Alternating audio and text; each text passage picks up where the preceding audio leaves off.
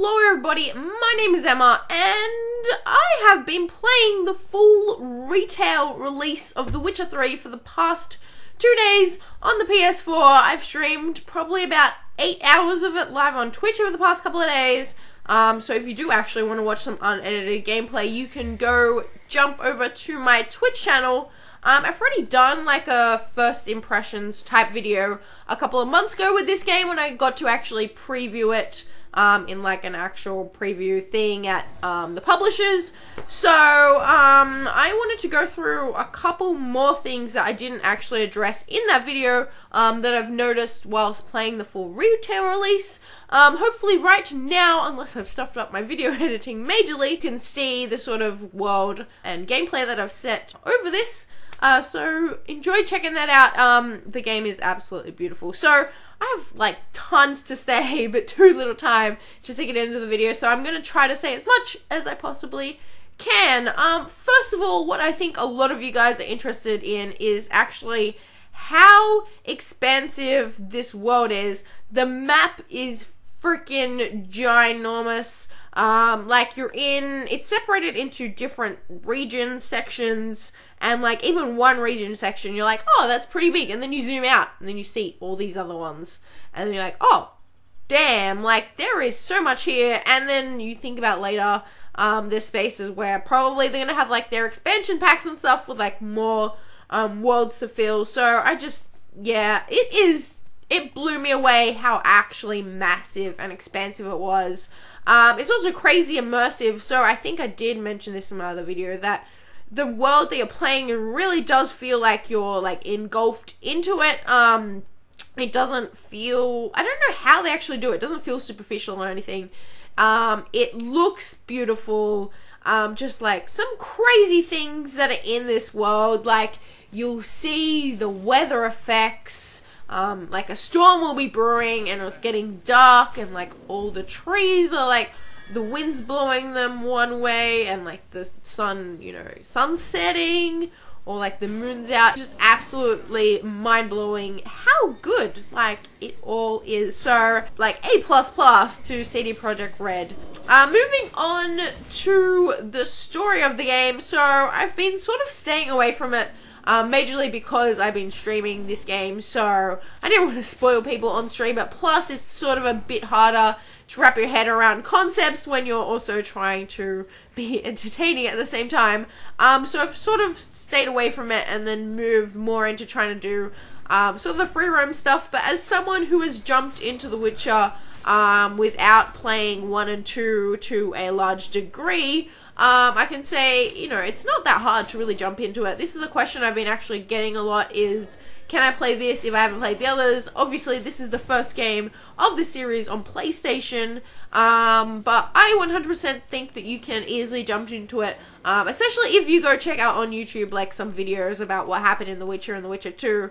You should pretty much be set and jump into this.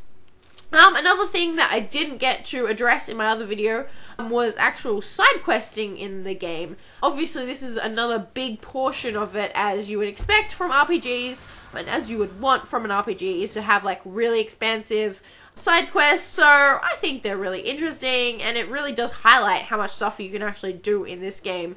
So like just before I did a Witcher contract, which, involved me like searching buildings, reading journals, killing ghosts, and trying to figure out how to do it. So a mystery sort of thing. So it really was like, it felt like something you would do on a main quest mission, but it was only like a Witcher contract. It wasn't even a secondary quest.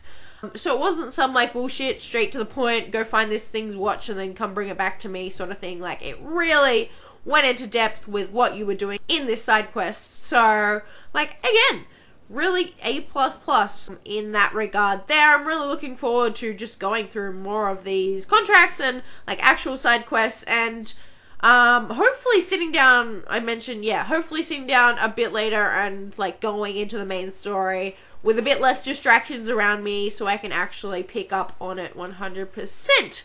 Now heading on to the combat discussion. I have been playing Bloodborne a lot. Like, from switching one to the other, they're really different.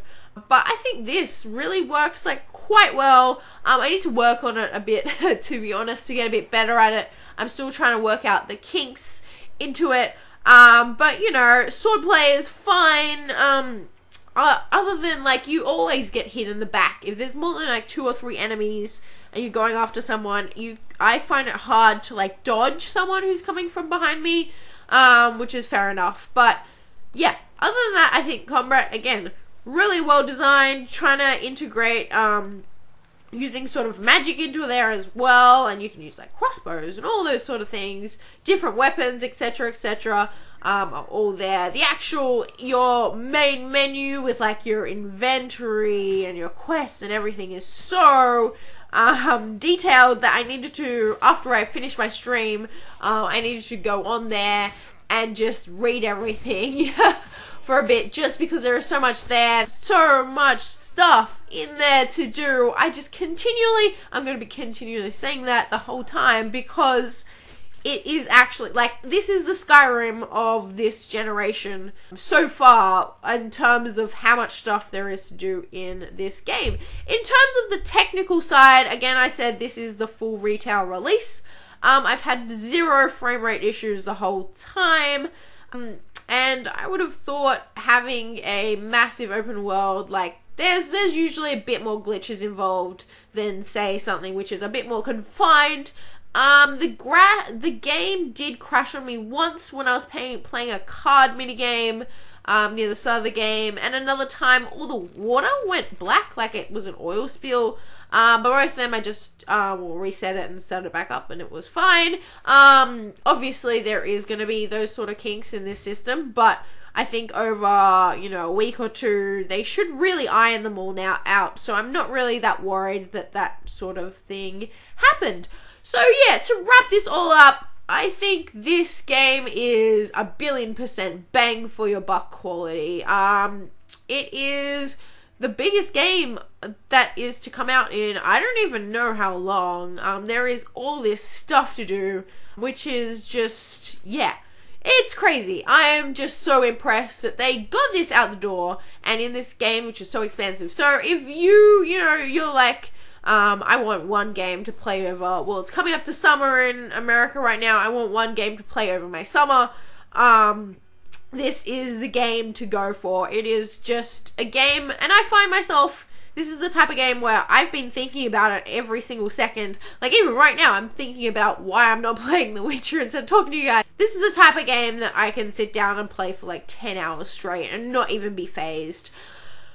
That's all for what I'm going to say. I would hopefully, I'm fingers crossed, I can have a full review up sometime soon. I'll just try to work my way through the story and all that. So yeah, I will probably have more impressions. I will definitely have more Witcher Twitch streams. If you're keen on that, please go check out my Twitch.